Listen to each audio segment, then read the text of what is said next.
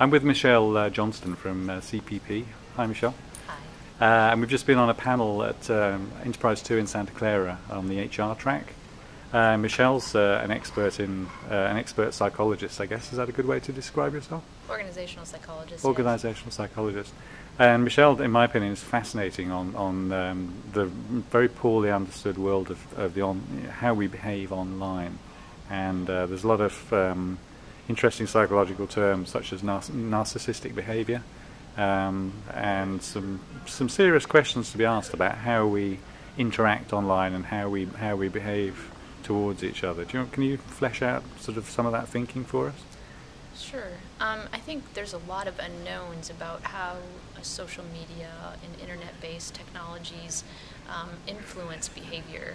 We have issues, like you said, of the kind of the emphasis on the self and kind of the narcissistic drive that it kind of ignites. We have anonymity issues of people being unguarded in a certain context, so they feel free to share things that they wouldn't normally share in a one-on-one setting, in a intimate personal connection, where when we are dealing with a computer screen, it's less threatening. Somehow there's a disconnect between our understanding of the person being next to us and that we're actually communicating with the person versus a computer screen. And so there's that defense tempering is let down.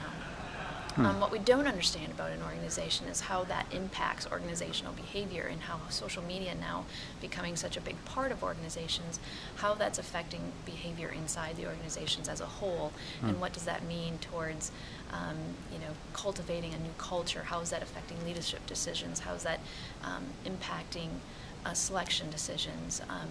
And really understanding those nuances that we haven't even studied from a psychological perspective yet. We know a lot about interactions when we can see each other. Yeah. We know less about what happens when we can't see each other. So on the one hand, it's encouraging a lot of collaboration that we haven't seen before as well. But on the other hand, we're not entirely sure what's driving some of those behaviors and how that's going to impact the. And I'm interested in the way people form new hierarchies based on their sort of almost their confidence level online.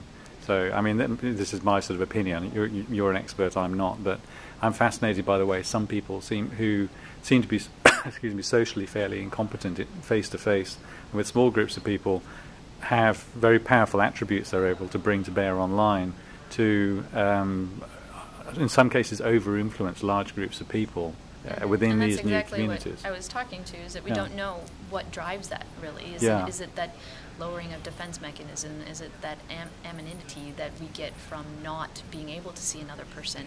Is it because when they're in front of people, they don't pick up on those interpersonal cues and don't have to regulate that, but yet can communicate because there isn't that interpersonal cue to try to interpret while communicating? So there's a lot of those nuances that we don't understand, and how that impacts our organizations, and whether or not that's a false sense of efficacy.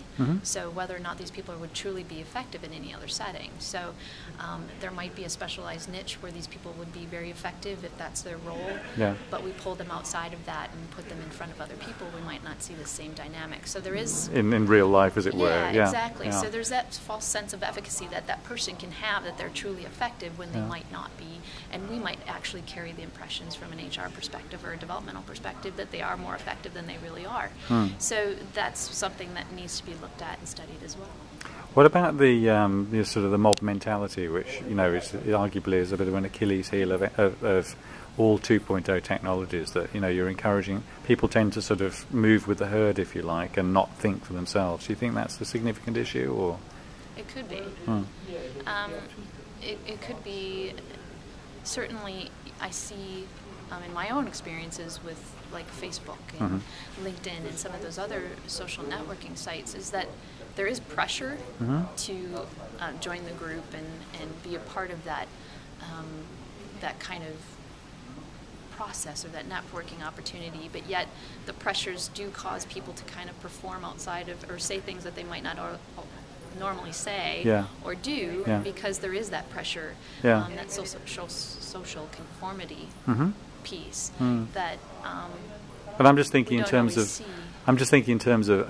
employees not unnaturally want to sort of climb the greasy pole and and impress their peers and sort of, you know, make more money and all the other things that employees want and need to do if they've got any kind of career drive.